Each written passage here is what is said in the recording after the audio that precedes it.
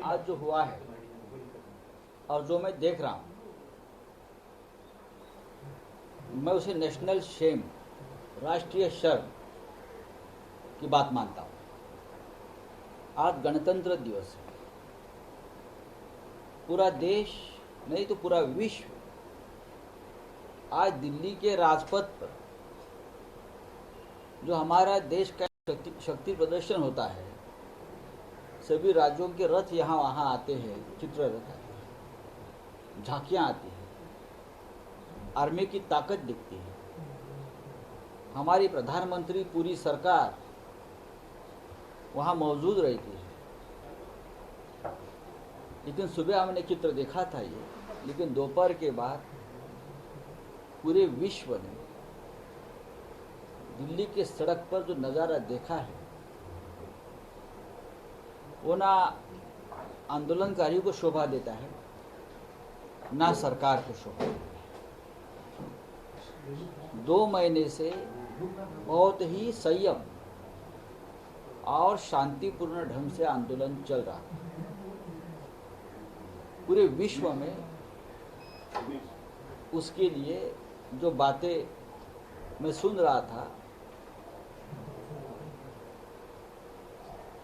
कि इस प्रकार का एक शिस्तबद्ध आंदोलन पूरे विश्व में कभी नहीं हुआ था, किसानों का आंदोलन।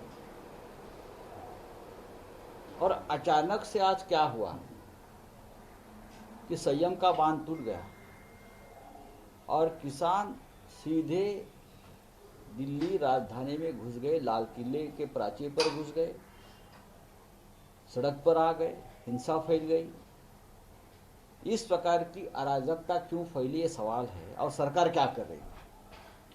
क्या सरकार इसी घटना का या इसी दिन का इंतजार कर रही थी? अगर सरकार को मालूम था कि किसानों का सब्र का बांध टूटने वाला है, तो ये सरकार की भी जिम्मेदारी थी कि कुछ ना कुछ हल निकाले और आज की ट्रैक्टर रैली जो है वो रोक दे, किसान अपने घर जाए। सवाल है 3 कृषि विरोधी कानून का। हमारा सवाल है, बाला साहब ठाकरे हमेशा कहते थे, कानून किसके लिए है? व्यक्ति के लिए कानून है या कानून व्यक्ति के लिए है?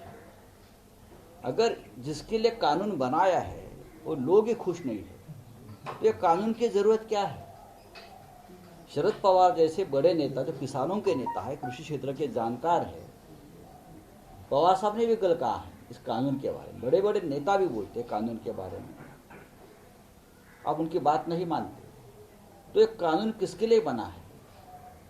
जो आज दिल्ली के सड़क पर जो अराजकता फैली है, इस प्रकार की अराजकता फैले, पंजाब अशांत हो जाए, पंजाब वालों को खलिस्तानी कहे, अतिरेकी कहे और एक बहुत बड़ा वहाँ माहौल भड़क जाए, क्या ये कोई साजिश है?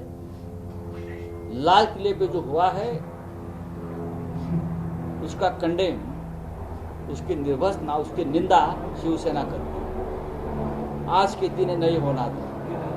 किसान आंदोलन को धब्बा लगा है, ये मैं मानता हूँ, लेकिन उसके लिए जिम्मेदार सिर्फ एक पार्टी नहीं है, सरकार को भी जिम्मेदारी लेनी चाहिए, लेनी ही चाहिए। अगर किसी और पार्टी की सरकार होती है, किसी और राज्य में हो जाता तो सरकार का इस्तीफा मांगा जाता। आज जो कानून व्यवस्था खत्म हो गई दिल्ली में कुछ समय के लिए, आज भी चल रहा है, अभी भी चल रहा है, तो सरकार के लोग और जिस पार्टी की सरकार है उनके नेता अब किसका इस्तीफा मांगे? शरद पवार साहब का इस्तीफा मांगेंगे आज की घटना के लिए? ममता बनर्जी का मांगेंगे? या महाराष्ट्र के मुख्यमंत्री उद्धव ठाकरे जी का इस्तीफा मांगने वाले हैं? या जो बाइडेन का मांगेंगे? कौन लेगा आज की जिम्मेदारी? मुझे लगता है जो हुआ है दिल्ली में उसकी निंदा तो करनी चाहिए, लेकिन माहौल जो बिगड़ा है उसके लिए अहंकार सरकार का जिम्मेदार है, अहंकार। और इस प्रकार की घटना जो हुई है, दिल्ली का जो माहौल है उससे पूरे देश का माहौल बदल सकता है। इसीलिए इस मामले में हम सरकार से अपील करेंगे और सरकार को पूरा सहयोग भी देंगे कि परिस्थिति नियंत्रण में लाइए। आपने कल देखा होगा महाराष्ट्र में हजारों किसान आए, हजारों किसान मुंबई में आए, लेकिन माहौल बिगड़ने नहीं दिया। सबने पूछा कि मुख्यमंत्री क्यों नहीं गए, लेकिन सरकार का भी एक डिसिप्लिन होती है। हमने किसानों की मांगों को पूरा समर्थन दिया, लेकिन डिसिप्लिन नहीं बिगड़ने दी। ये बात सरकार को समझनी चाहिए, चाहे दिल्ली की हो चाहे राज्यों की हो। चलो, आपने क्या सर विचार थे कि आप अमित शाह को इस्तीफा देना चाहिए, क्योंकि मैंने ऐसा नहीं कहा है। नहीं सर, आप क्या जो मैंने ऐसा नहीं कहा है। मैंने कहा कि अगर दिल्ली में आज किसी और पार्टी की सरकार होती तो जरूर इस्तीफा मांगा जाता। सोनिया गांधी का इस्तीफा मांगा जाता, उद्धव ठाकरे जी का मांगा जाता, शरद पवार साहब का भी मांगते थे लोग, आज भी मांग सकते हैं। लेकिन जिम्मेदार कौन है आज की घटना पर? अब देखिए सर, कौन लगता है आपको जिम्मेदार? लेकिन नहीं, आप जनता सोचिए। मतलब दिल्ली में तो केंद्र सरकार के कंट्रोल में लॉ एंड ऑर्डर है, ऐसे में आपको लगता है कि अगर जिम्मेदारी तो तय होनी देखिए, चाहिए। किसानों की बात माननी चाहिए अभी, उसके लिए कौन लेकिन जिम्मेदार है? आपको इस देश का माहौल आपको खराब करना है, इस देश में असंतता आप निर्माण करना चाहते हो, आप इमरजेंसी जैसे माहौल जानबूझकर बनाना चाहते हो। कौन लोग हैं सर, किसके ऊपर कह रहे हैं आप? इस प्रकार का आज जो माहौल है, 1 साल पहले शाहीन बाग के बारे में हुआ था, आज किसानों का आंदोलन है। बार बार ऐसा माहौल देश में अगर बनता है तो इस देश के लोकतंत्र को मानता हूं बहुत खतरा है। लाखों